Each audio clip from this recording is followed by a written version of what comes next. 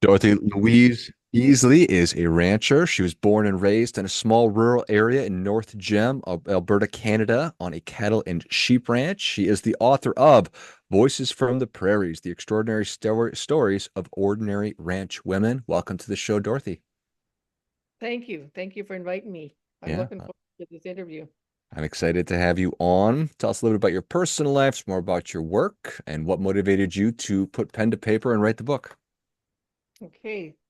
Well, first of all, I am a writer, and I've been a writer all my life, in one way or another. And a lot of people have said, "Oh, well, you know what? Um, Dorothy is always just, writing. She has so many details or whatever." And so yeah, it's one of those things that when you're passionate about it, you just do it. And I love sharing knowledge with others, and I love connecting with new people and learning more about them and collaborating with them, and especially with women. And that's why I wrote the book, because I am a semi-retired housewife, a ranch woman, and today is my birthday. I am 70 years old today, and I am loving my life. And as I spread the word that it's more than okay for women to voice their opinions and give their ideas to others. And it doesn't matter whether uh, we feel that other people aren't hearing us. Do it anyways, because that's number one important. And that's what I've learned as a ranch woman. And that's why I wrote the book, because I said it's so important for the ranch women, um, and all women in all walks of life, to know that their voice is important. And so that's why I called it Voices from the Prairies. So I was born on a livestock cattle ranch, and my grandparents were livestock ranchers. And my granddad came to Canada from England in 1904 and helped his cousin. And then he married my grandmother, who was actually born in Canada, actually born in Northwest Territories, which was before Alberta became a province. And so my family has, way back a long time for ranching. So I, yeah, kind of know the way of life, and that's kind of the only way that I've ever lived, actually. Um, I married my husband in 1976, so we've been married for 48 years. And we raised four children on the ranch. And at the moment, we have one son that is running one of our ranches. We have a cattle ranch in Alberta, Canada, as well as in Manitoba, Canada. So I drive back and forth quite often during the year by myself. Somebody says, "Oh, do you drive by yourself?" I said, "Well, yeah. How else would I get there? My husband is busy on the ranch, so you got to do what you got to do." So, and so that's about a 10 to 12 hour drive. So I just take the day and I just listen to podcasts and audiobooks, and I just figure it's a holiday for me. So it's all good. Good solid And windshield time. exactly. And so yeah, I rode horseback as a young woman, a young child, and so I learned about life as well. I mean, that's what on a ranch you learn about, life and death, because you're out there with the animals, and so they die regardless of how you look after them. And so it's so good for the children to learn that as well. And so all of our children have become um, more well-rounded, I believe, as ranch children. And in the book, actually, there is also a chapter on ranch children, and how what they learn as children and grow up and to teach their children, and so on and so forth.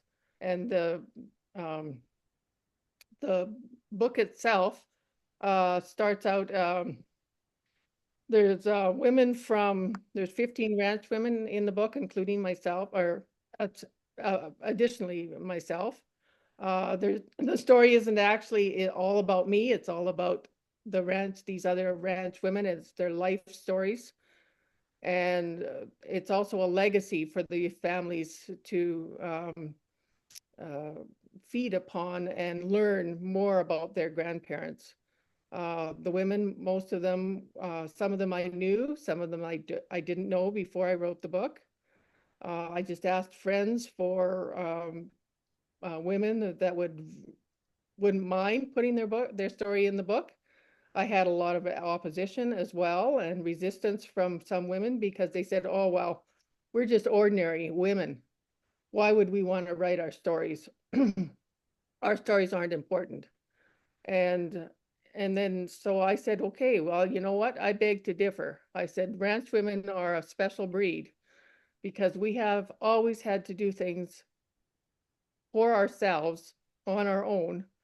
And like 'cause most of the time, the women were on the ranch by themselves with their children, and the men were away working either out in the field all day or actually away working somewhere to make a living to supplement the ranch.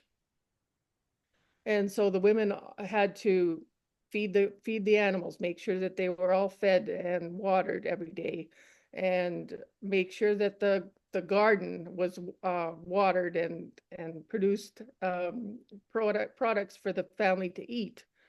And so she always had to be thinking. And so, like I say, this the stories of these 15 amazing ranch women. Um, I can't say enough about it because I learned so much while even while reading their stories and compiling them. And um, the book in itself was a learning experience for me and such a growing, um, nurturing experience. And yeah, I really appreciate these women for putting their hearts out on the line and giving me their life stories. So it's just I just love like I say, their unwavering commitment, their resilience, their bravery, and the deep passion that they have for their families, for the ranch, the way of life, their communities. Like they all volunteered in the communities as well as looking after their families and driving tractor, whatever needed to happen outside, working with the cattle.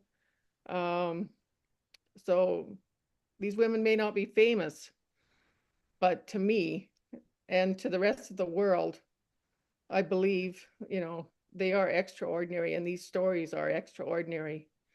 And I just love that the book has turned out as well as it has and that it is making a difference in other women's lives. Yeah, it's an awesome thing. Happy birthday. Thank you. 70 years old. Awesome. And married for 48. Yep. All right. You're never too old to do whatever you love doing. So that's the thing. What really well said. So your granddad came from England in 1904. I don't imagine that was an easy life. It wasn't. No, no, it definitely was not easy. I said everything was done by hand on horseback. When he went to visit, it's just an example, it's just come to my mind. When he went to visit his girlfriend, he rode horseback. So it would probably be 100, maybe 150 miles. So it'd take about 3 days. Wow. And he would do that in November. Oh my goodness. Oh, and in November in Alberta, there's snow on the ground and it's cold. So, I mean, that's how determined he was, and so that's kind of the stock that I came from, determined to do whatever he could to do what he wanted to do and get things done. So, and so he was able to keep that relationship going in that way because there was no other way to get from point A to point B. Zero options. Yeah, That's it. exactly. Oh yeah. if you want to meet and have a relationship with this person, it's going to take a lot of effort on your part, but that was no big deal. No, So, and later, and I was going to say later, then the train came in, so then he only had to ride about 30 miles. no, it's way easier then. Way more geographically attractive. So Right. that's awesome. So very hard life, or Mhm. but rewarding.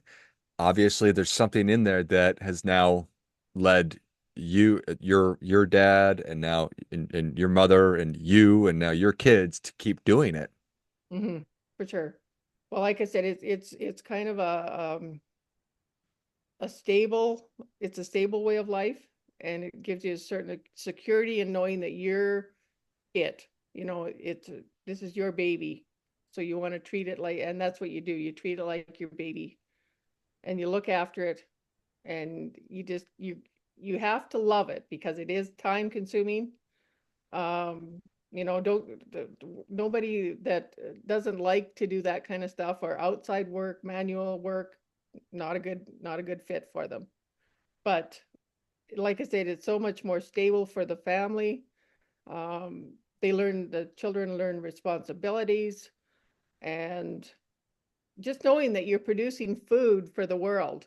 Mhm. Like all of our cattle, we raise Black Angus cattle, and so all of the cattle that we raise go for meat eventually. So it's a wonderful way to look at life. And um, when you're out in the rural area, it's so beautiful. You're living with nature. Um, you see wild animals running free.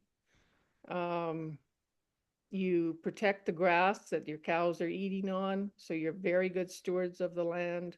Like it's just it's a fulfilling way to live. Do you ever pick up copies of People magazine or look at the lifestyles of people who live in cities? And is that attractive? Is it amusing? Is it ridiculous? Well, it's another way of life, but people do think differently. In each way of life that they live, they do think differently. And so, and I hardly ever pick up a People magazine. I wouldn't have a clue what was even in it. First of all, there's usually no time to do that because there's always something to do. Like I said, if my, like when my husband was out working in the field, I was either out there helping him because that was before the children got old enough to help out, and then come back into the house and make lunch, um, you know, help or do the kids and do the chores and all that kind of thing. There was just wasn't a whole bunch of time to do that. And I find I don't even watch TV because I figure there's so many negative things on TV and whatnot, and most of it's got nothing to do with truth. And so I just love that we're out here in the rural community and we can just keep on doing what we love. Yeah, I think certainly there's a lot of attractive things about what you've just described. In fact, Mhm. it all sounds wonderful. Does the environment, do you think that from a nature nurture perspective for these women, for yourself, and then these other 14 women that you detail and tell their story, do you think that they would have been um, strong, independent women, regardless of the environments that they were living in? Is there something about ranching that is different? Well, it's different that you in that it carries on from generation to generation.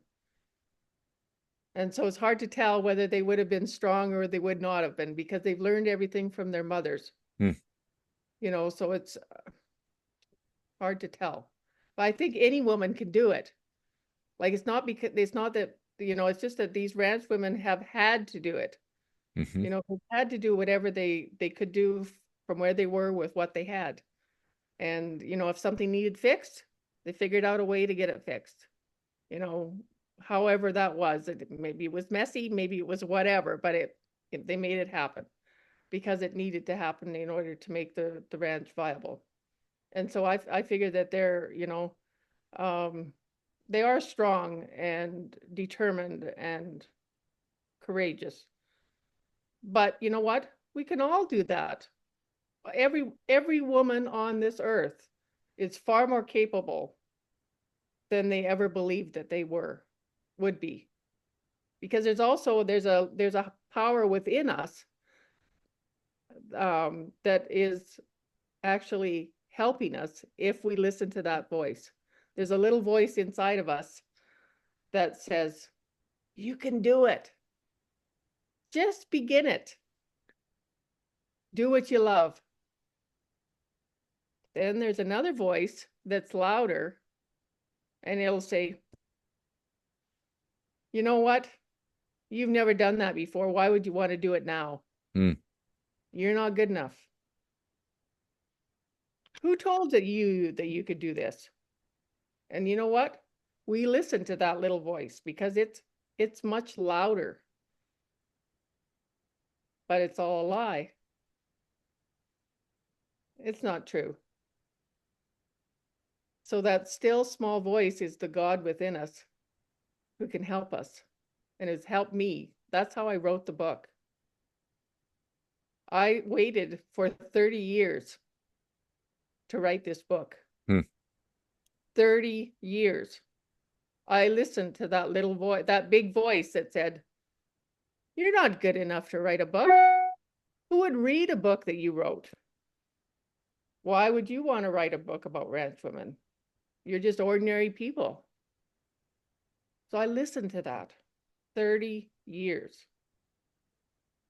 until I began when I became semi-retired, when the kids are taken over the ranch, and two ranches actually. We're just transitioning now with our second ranch with our second group of children, so to speak. I have four children. Forgot to mention that in the beginning. I have four children. They're all very successful, and a couple of them have gone away from the farm, and now they want to come back because they realize how important it is for their children to be raised on the ranch. I said it's just, that gives them responsibilities. They have 4-H calves. They learn record books, like they learn all of the facets of the basics of life on the ranch. And so that is why another reason that it's so important to be here where we are, what we are doing, because we are creating responsible, reliable, successful human beings in our children, for the world. Which I am grateful for. So when you get when bad news comes, how Mhm. do you respond to it? Well, My guess would just be I don't have time to worry about this. I just need to do what needs to get done to move yeah, past the problem. that's kind of what happens. You just kind of tamp it down and say, um, life happens. You don't always deal with it properly, in that respect, because you don't take the time to grieve because you don't have that time. So, it's not always the best situation. However, working and doing what you love doing makes you also realize how lucky you are in the respect that you do have that little bit of time that you're working with something with what you love, and it helps your mind to get through that as well. Like I think a big difference in the world that we have, like, is sometimes we blame others, or we feel guilty, but as long as we're doing the best that we can every day towards other people and toward our animals and all that kind of thing, then we're helping ourselves as well. So, like you say, through that grieving process, we work it through by doing what we're love to be doing. And so we come out the other end okay. Yeah. We have a lot of people are struggling outside of just in cities and probably just everywhere in the United States with people are burned out, lots of mental health issues and problems. Um, and do you think that that's because we're caught up doing things that aren't of value or we don't really perceive the things that we do for our work as of value? Maybe we don't love what we're doing. Hmm. Maybe we don't appreciate what we already have. Um, Possibly, I believe that our children are lost because there's so much fear in the world. And so it's also about learning about how to befriend that fear, because we all have those little voices in our heads. Our children have those voices in their heads that says that we're not good enough, they're not worthy of doing this job properly or whatever. We all hear those. And I believe now with all of the media and all that kind of stuff that's fed into our brains, that we believe all that stuff about ourselves. And if we don't like ourselves, we can't do anything about the world. The best thing is to believe in yourself, first. And always take, it always used to be there's a old what we call faulty belief system. And it says, well, for instance, money doesn't grow on trees. Why would you be spending that kind of money on yourself? Why would you spend that time on yourself? You're just selfish. Those are all faulty belief systems that come from someone else that has nothing to do with us. Came from our parents who heard that from their parents. But it had nothing to do with those people per se. It came from way back, like generations before us. Someone said, or someone believed that money doesn't grow on trees. So it just carried forward. They taught that from generation to generation down. All fault. They're all untrue. So whenever we hear that loud voice of fear and doubt and worry, that it just creates more and more of that. And then, we're not good to anybody, at least of all and most of all to ourselves, if that makes sense. Like if we can't love ourselves first and then others, because what, we can see and perceive passion. When somebody has passion and love in their heart, you can see that without them even talking to you. You can see, with your eyes that they love and care about you. And so that's what we need more of in the world, is just to know that we're loved, more hugs, um, more reassurances, to listen to that little still small voice that says, you are good enough. You are more than worthy of being exactly who you want to be, and, and becoming a great person. And if you don't like your job, do what you can do with that job until you find one that you love. Do the best in that job, to show other people that uh, if I can do this job really, really well, then I can do anything, you know? And I said, if we were to teach our children that as well, that they're okay just the way they are, and it's their choice as to what they do with their lives. And we love them, because love should come out first, but it has to be from within first.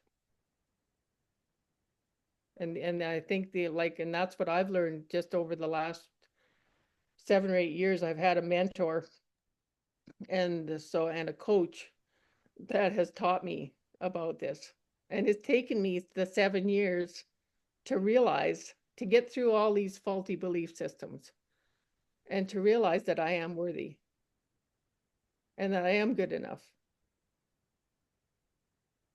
And it doesn't matter what I look like, doesn't matter what other people perceive me to be. That's all external.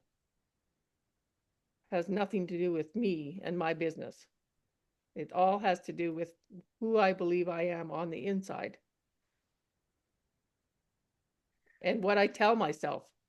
You know what you tell yourself all every day, like, well, of course I'm not good enough to do that because I don't like my job. I don't like the world. I don't. So, okay, choose. Do I have to listen to that stuff on the media, or can I be doing something better with my life? Can I be learning more about what I would love? So that's what we've been learning, is about asking ourselves, what would I love? What would I love in my life? Who would I love to become? What would I love to be doing? If I don't like the job that I'm doing now, what would I love to be doing? And be so grateful that you're alive, that I'm alive, and that we're all healthy. We have look at your relationships and see if what relationships. What would you love in a relationship? Like, what would you love your relationships with yourself, with other people, with your family? Would you love that to be all about love and caring and kindness? So it's just about writing all that stuff down, and giving yourself permission to love yourself first, in all areas of your life, your health and well-being, your relationships, your passion for your gifts, sharing your gifts, your talents, your the skills that you've created or and made during your lifetime, and then sharing that knowledge with others and helping them. That's the only way we can make it, is we have to help each other. And I think there isn't a whole bunch of that going on in the cities too, because that's another thing about the ranch women. Like um, we volunteer in the communities, and so women have to talk in order to increase the dopamine in their brains. And so when we go out and talk and visit and share our knowledge with the communities, the rural communities, that creates a whole much better environment for our children and for, everyone. So I think that we need to get back to that community way of living. And so we're helping each other. And like I said, there's too much individual stuff that goes on nowadays. We're supposed to be um, doing things. We just do things by ourselves because we're also, I believe that the people in the cities are also so busy making a living, and trying to make ends meet, that um, they forget that, it is important to be a family unit and to talk and to share, and it's okay to show our emotions. That was another faulty belief system that we all have. You're not supposed to show your emotions in public, or you're not supposed to hug your children, or whatever, or it's you're weak if um uh show that you love someone, you know especially your children, because they are so precious and they're so vulnerable to whatever is going on in the world. I think, like, even now they said that like the crime and everything like that is really upping in all of the cities because of children. And they said they're just children. They're just breaking into cars. Like, my son lives in Winnipeg, and he said there was a whole bunch of cars that were broken into a week ago. Nothing was stolen. They were just proving to somebody that they could break into cars. Right. Nothing was stolen. Hmm. So they weren't being malicious. They were just trying to get somebody's attention. Yeah. And that's what it's all about, and why not get positive attention rather than negative attention? And that needs to come from us as their parents, and as communities. Well, that's all really well said. I believe that each one of us is worthy of the lives we want, for sure. And Yeah, I love hugging my kids, and I'm not going to stop doing that, Dorothy. perfect. I'm glad.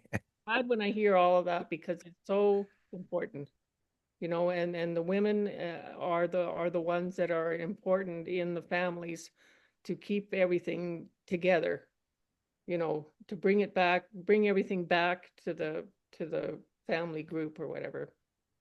I watched the show. I just wanted to add this to you as well. The other day, as I was flying, I fly different places or whatever, and uh, to courses, and I watched the Greatest Showman, and there in that story, it tells about this man that's put a circus together, and with people that are imperfect or whatever, and people want to come and watch them, and then there's a song in there that's called "This Is Me,"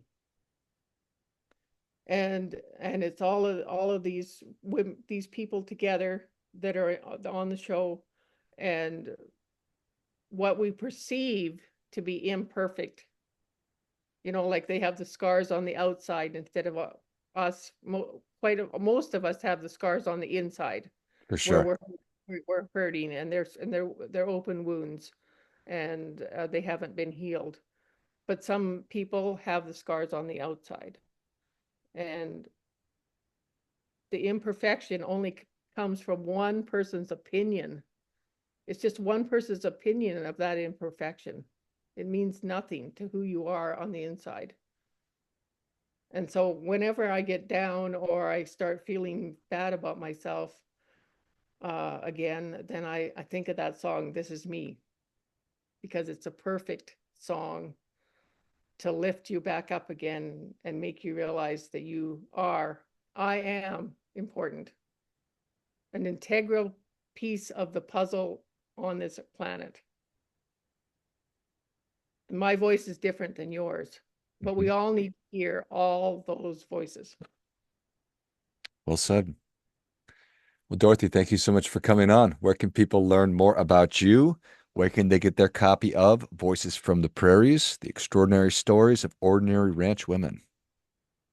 Well, they can go to www.grandmaskitchen.ca,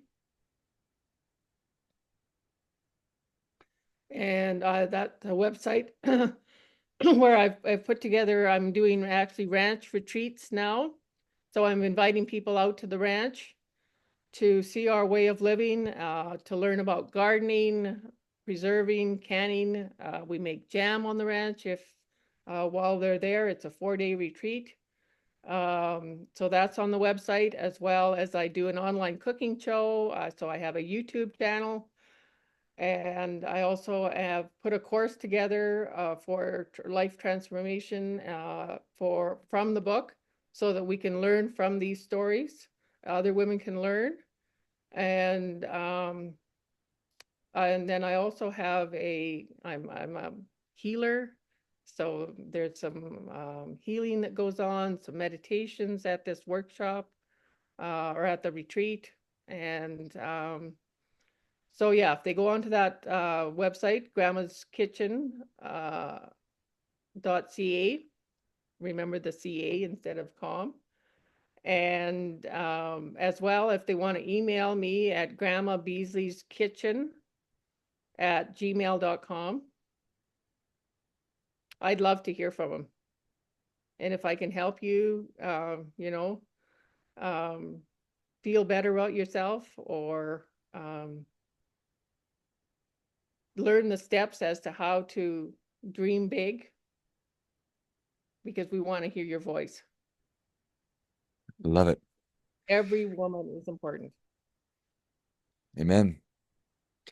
If you enjoyed as much as I did, show Dorothy your appreciation. Share today's show with a friend who also appreciates good ideas. Go to grandmaskitchen.ca.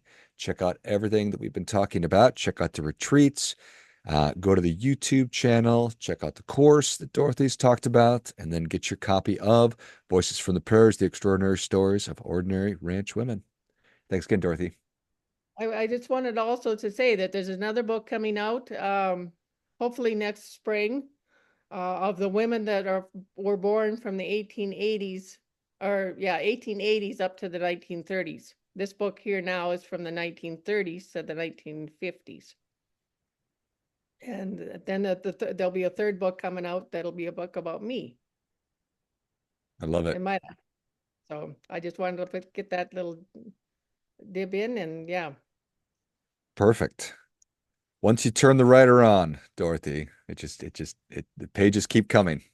yep.